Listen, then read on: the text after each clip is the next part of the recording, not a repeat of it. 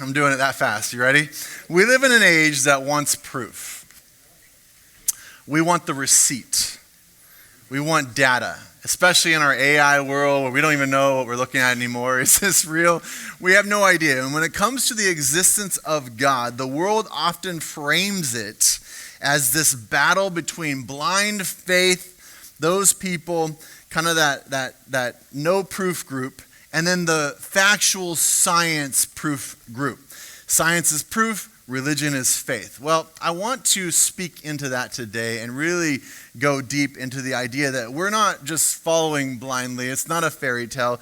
There is actually quite a bit of proof. And so we want to look at each piece of it. We believe in a reality that's so substantial that it actually makes our physical world feel like the shadow of the real world. Today, let's look at the evidence, not just to win arguments, but actually just to step back and be in awe of all the truth that God has given us. We'll start in Psalm 19. If you have your Bible, open it there. Psalm 19 gives us the witness of the stars. So the witness of the stars says this: the heavens declare the glory of God. The skies proclaim the work of his hands. Day after day they pour forth speech. Night after night they reveal knowledge. They have no speech, they use no words, no sound is heard from them, yet their voice goes out into all the earth, their words to the ends of the world.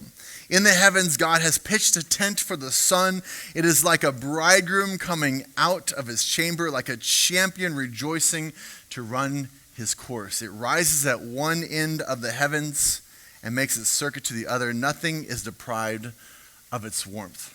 Is it just poetry? Is he just doing a beautiful poem for us to read? Or is it truth? Where I stay, I have this beautiful view. Have you guys been seeing the sunsets lately? They're just incredible. And so every night I'm like, there's the bridegroom going over the sky and out for the night, coming back tomorrow. Every night we can see his fingerprints on the world. Now, for centuries, skeptics would say that the universe was eternal, which means it just was, it just is. It wasn't until the 20th century that science caught up with Genesis. That's when science discovered there was a beginning and the universe is expanding. We all kind of know this now because we've learned it, but that was not the case. They didn't realize it was expanding and still moving, and it had a beginning. There was a start. It's often referred to as the cosmological constant. If the expansion rate after the start had been stronger by 1 part in 10 to the 60th power, the universe would have expanded too fast to clump together, which means there would have been no planets, no stars, no us. If it had been just a bit slower, a slightly weaker, the universe would have collapsed back on itself. It's moving at the perfect speed. Now, this is all beyond my understanding. But the example that I read was, it would be like trying to take a pencil, this is a pen, but take a pencil, balance it on its end, which I'm not going to be able to do, but it would have to stay there for 13.6 billion years balanced perfectly because it would be that difficult for all of this to happen. It's impossible unless put there by a God. It's all beyond belief until we start to realize, we look around and I think we're alive. I think you and I are looking at each other right now. It's impossible, except I can see you and you can see me, so it is actually happening, right? Science discovered that stars, as you look at the stars, they're essentially giant nuclear furnaces. This is later on in their discoveries. There's a delicate balance happening where the gravity is pulling in as nuclear fusion is pushing out.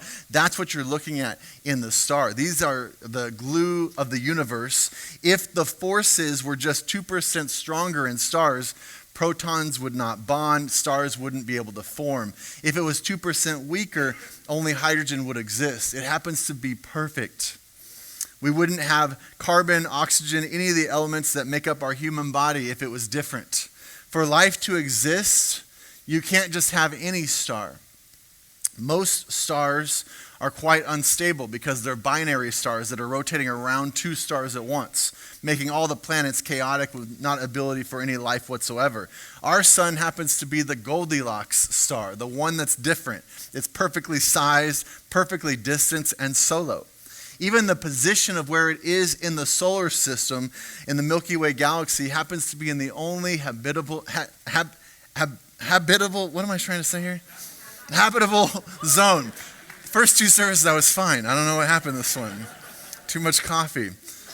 But it's in that same perfect zone where it's a little bit away from radiation, and then at the same time, it has enough of the heavy elements to form planets. Like everything is perfect. Sir Roger Penrose, a Nobel Prize winning physicist, calculated that the aim required to create our orderly, perfect universe within all the impossible odds was 1 part in 10 to the 10th power to the 123rd power, which I didn't even know they did numbers like that. Scientists say there aren't enough atoms in the entire observable universe to write out that number in full. It's impossible to even write the number, let alone what he's talking about, which is this incredible universe that we look at and screams the name of God. They all have figured out it had to be put there by a God because it would be impossible for all the elements to come together at the same time to do exactly what it did. It actually takes more faith to believe that it all just happened, it all just came together, than to just say there had to be some kind of God doing it. Science finally caught up to faith as it continues to discover how amazing our world is with each discovery. Sir Isaac Newton said he was one of the greatest scientists in history. He famously had this scale model. This isn't the actual one, but this was Amy Dwaro. They run our AHD on Wednesday nights, and Anthony Dwaro that runs Trail Life. Really good programs on Wednesday night for your kids. Well, I told them I wanted to do a solar system on Sunday, and so they had their kids, Evelyn, Caitlin, Charlotte, and Harrison, make this solar system for us to look at. Well, Sir Isaac Newton had one. He had it made, and it was on his desk, and an atheist came in and said, "Oh, that's really cool. Like, who made that?" And he goes, "Oh, that just magically happened." And the atheist was really annoyed, like, "Dude, who made this?" I don't know if he said dude, but he said, "Who made this?"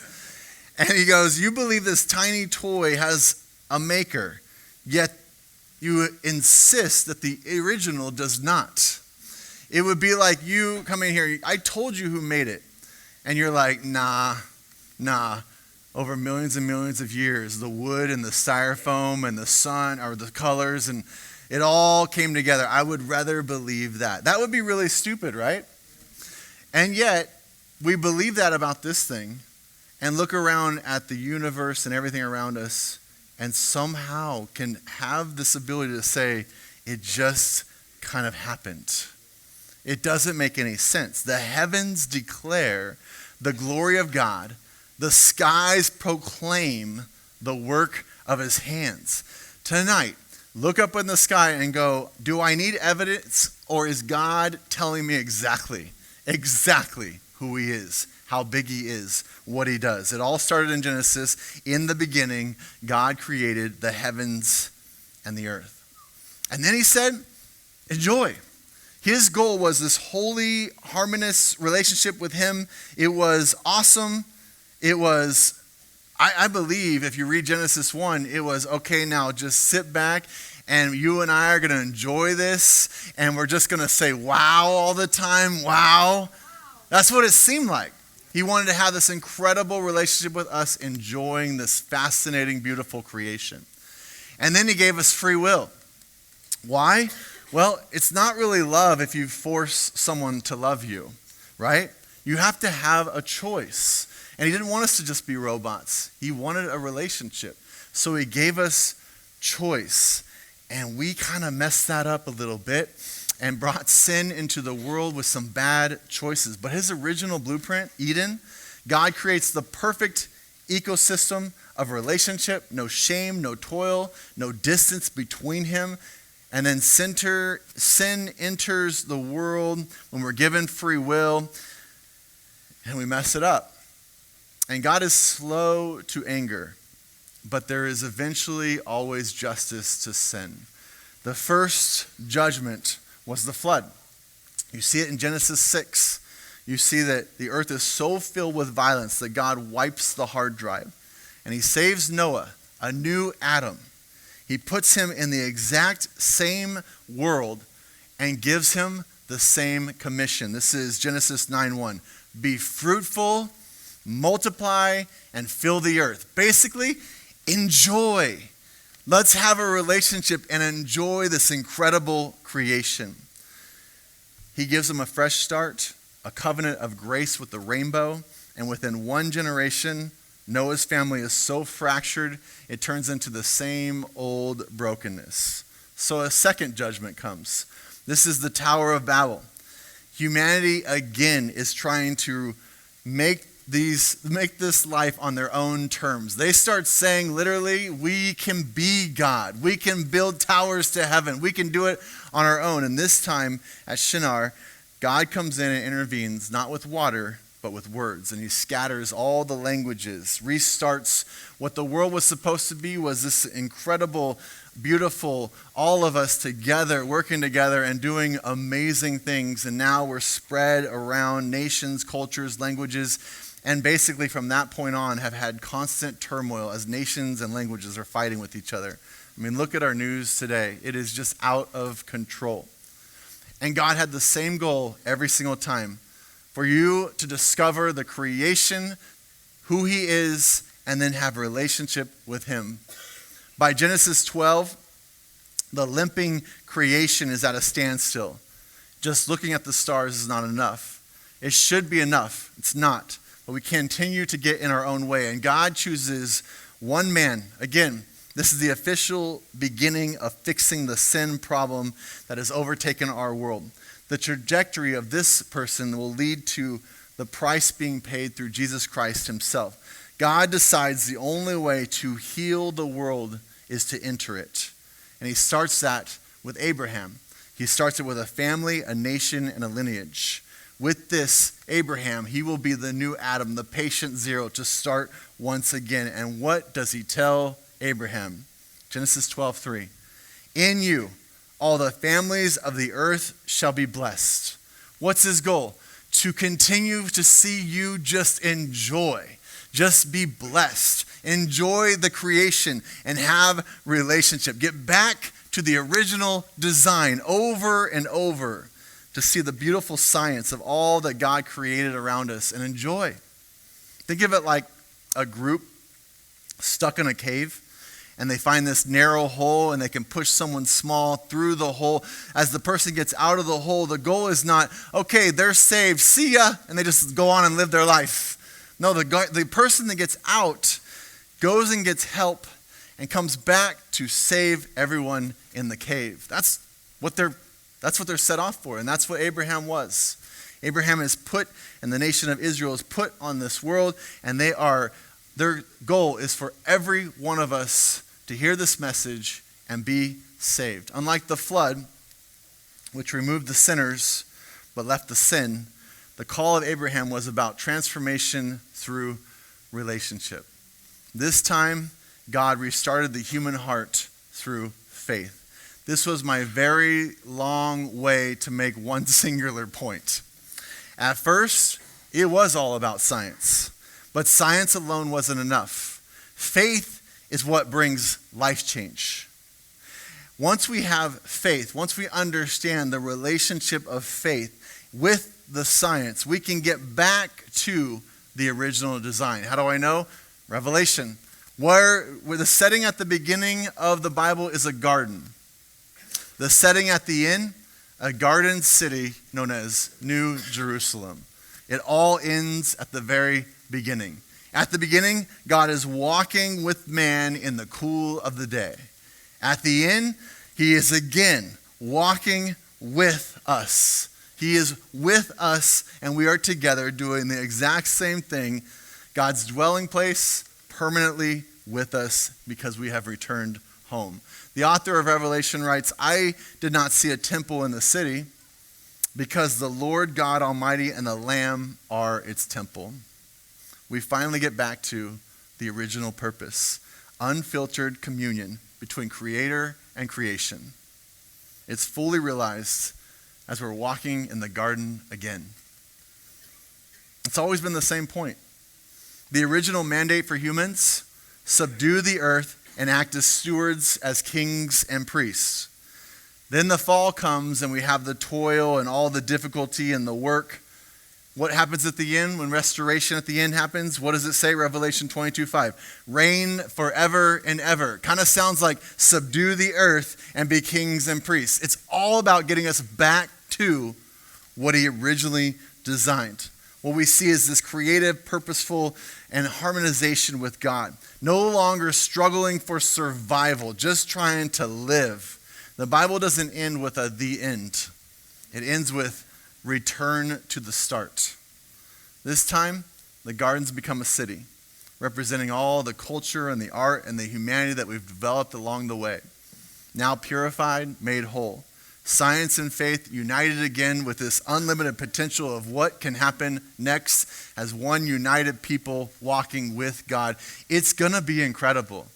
It's not like fluffy clouds and angels. I mean, there's angels, but it's not like this, we just sit around and sing. It's finally back to this original creation and what can we do when we're united as one with God.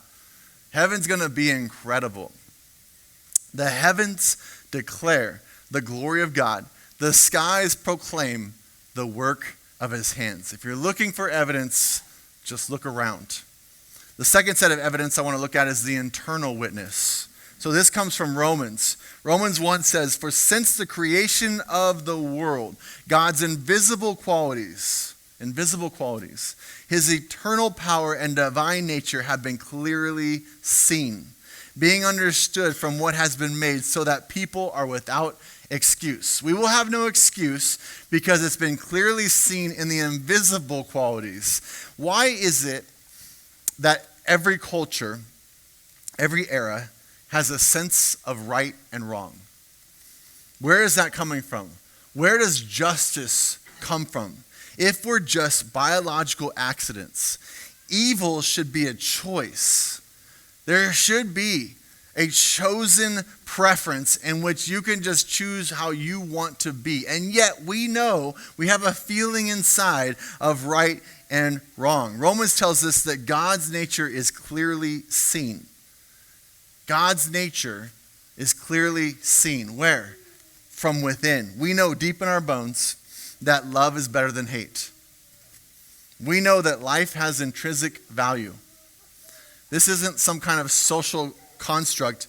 It's a divine echo in the human heart. C.S. Lewis famously argued that while cultures may disagree on which people you should be kind to, no culture has ever been found that admires a man from running away in battle or for double-crossing those who were kind to them. In every era, ancient Egypt to modern Tokyo, gratitude is seen as a virtue. Ingratitude is seen as a vice. While different societies will have different opinion on who innocent is all about, the concept of killing an innocent person for no reason has this global constant of always being wrong. You can't find a civilization that's building monuments to traitors. Where is all this coming from? Where is all this right and wrong stuff coming from? We don't just describe how the world is. We intuitively know how it ought to be. Why? Even a child who has never been taught ethics will scream, "That's not fair." Where are they learning that? Where did they learn the word fair? Like they are born with the word fair coming out of their mouth. Am I right? Yell it out. That's not fair. Yeah, exactly. We just know. We just want to say it. We want life to be fair. Why? Where is that coming from? Because if it's survival of the fittest, I shouldn't care at all about fair. I should be doing whatever it takes to win. But we actually care about the survival of the weakest. We notice when a hero dies for a stranger. We make movies about it. If biology is only truth, then a soldier jumping on a grenade to save his friends is a malfunction of his survival instinct. But we know, deep down, That's the act, one of the highest forms of goodness someone can do. Where is that coming from? The Apostle Paul argues in Romans 2:15, the law is written on the hearts. It's already inside you when you're born. You are being told about God from that feeling from within. It explains why people who have never read the Bible still can have a guilty conscience. Why? Where is that coming from? Just as a book implies an author, a code implies a coder, a universal moral law implies that there is a moral lawgiver. Science can tell you how the heart beats, but it cannot tell you why the heart has value. Our sense of sanctity of life, you can't see it in a microscope, but it can be found in the fact that we are made in the image of God. We have so much evidence that's just coming out. It's oozing out of our decision making every day that there is a God. So you can look from within, or you can look from all that's around you in this world. The next place we'll look is the conviction of things unseen. Hebrews 11. Now faith is confidence in what we hope for, and assurance about what we do not see. We see this all over the Bible. The faith comes from something we can't even see. People often will say, I'll believe it when I see it. But in science, in life, we believe in things we can't see all the time. Like, that's not even fair. We believe in gravity, wind. We believe in time. You can't see time. We believe in love. How do you see love? Well, I can show you the emotion of love and two people. No, you don't know what love looks like. These are all like these things, these effects. Faith isn't ignoring facts. It's a trust that's based on a track record. That's what Hebrews 11 is trying to say. The heroes of faith didn't have magical powers. No. These were people that saw the evidence of God's faithfulness, and then they stepped out in faith, and God did incredible things. They're working on a faith equation. So we a lot of times want a mathematical equation to God that we solve. How can I figure out if there's enough proof rather than knowing the person? This perspective shifts the definition of faith from this wishful thinking, this informed confidence that we actually have. It moves the conversation from these blind leaps of faith that we're supposed to make because we're Christians. No, it's a calculated step based on light already received. People mistake faith for a workaround for things they can't explain. However, true faith is responsive. It's a reaction to reality. You have seen him work. You have seen God in all the evidence. And now you're stepping out in faith. In a legal sense, faith is like a jury reaching a verdict. They weren't at the crime scene. They didn't see it happen. What do? They're not ignoring the facts. They look at the exhibits that has been presented to them. They take in all the testimony that's given to them. They look at the forensic data. They don't ignore the facts. They use the facts to build a bridge to come to the right conclusion. That's what we can do as well. When you are driving along in your car and you see a bridge, does that mean you no longer believe in gravity? No, you're just taking in more facts that the engineering done on that bridge that's been there for a very long time is probably going to handle your car driving across it. If we believe in gravity over everything else, we would say, I'm not driving over that massive hole, but because we take in the facts of what has been done, we can drive safely across the bridge. Noah doesn't have magic protection from rain. He has a 120-year construction project after a warning, and he trusts God and the warning and then did the work, and then the miracle came. Abraham didn't teleport to a new land because God said, you're going to be in this new land, in this new nation. No, he walked every single mile of a grueling journey into the unknown because he had faith and trust in the person giving him the instructions. Sarah didn't ignore that she had a biological clock. She just considered the character of the one who made the promise to her. The track record we see in Hebrews, it's not a list of just miracles. It's a history of covenant. These figures looked back at God and how he had handled the ancestors before them, how he had handled past crisis in their own life, and they concluded if he was consistent then, he will be consistent now. If God's only a mathematical equation in your life, what you will have is a input prayer here because I want this here. That's a mathematical equation. It's cold. It doesn't have mercy and comfort. It doesn't have relationship and intent. It doesn't have someone that knows the whole story.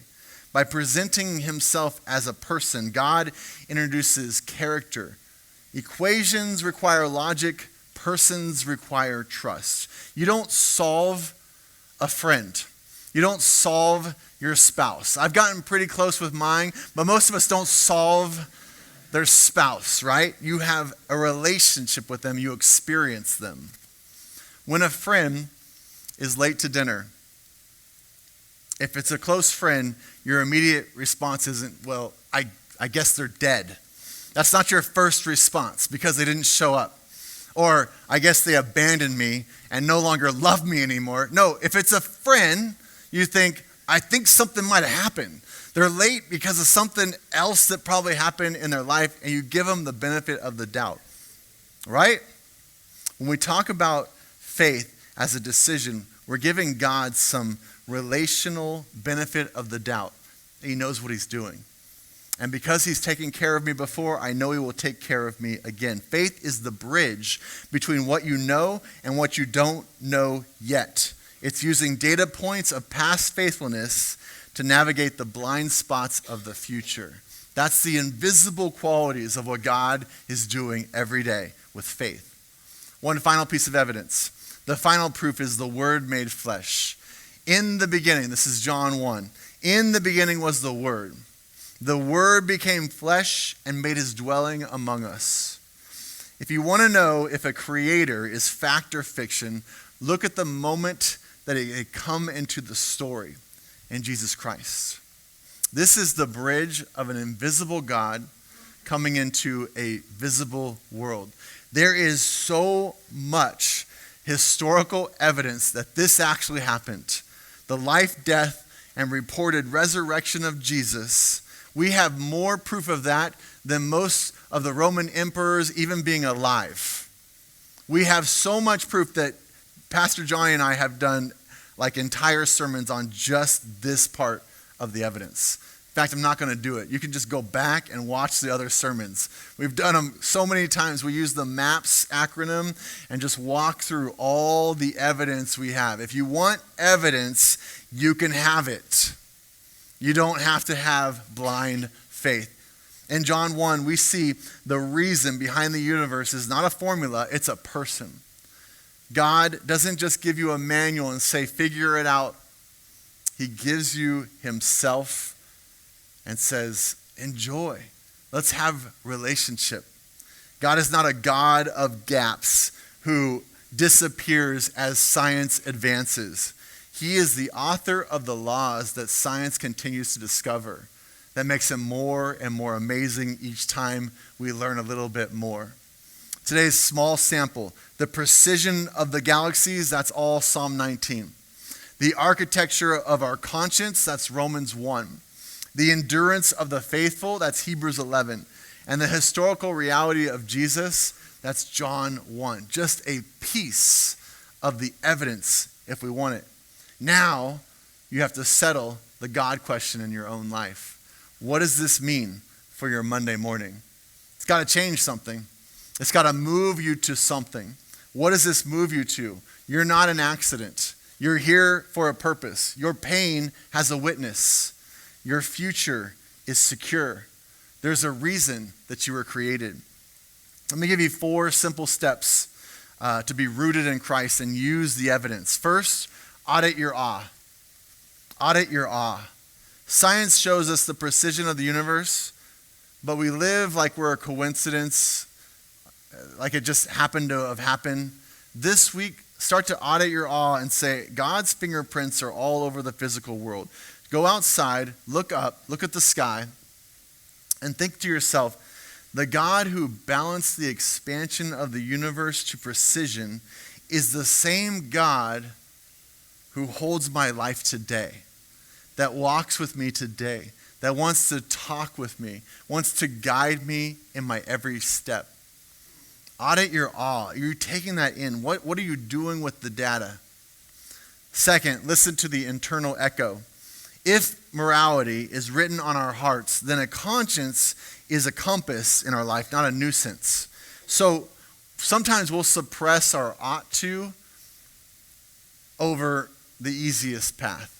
How can we move that? How can we identify an area where we feel conscience, we feel like something isn't fair, and take that moment and go, okay, if it's not a social construct, then this is a divine signal from God. What I'm feeling right now is a divine signal from God. And you begin to ask God, okay, what are you trying to tell me?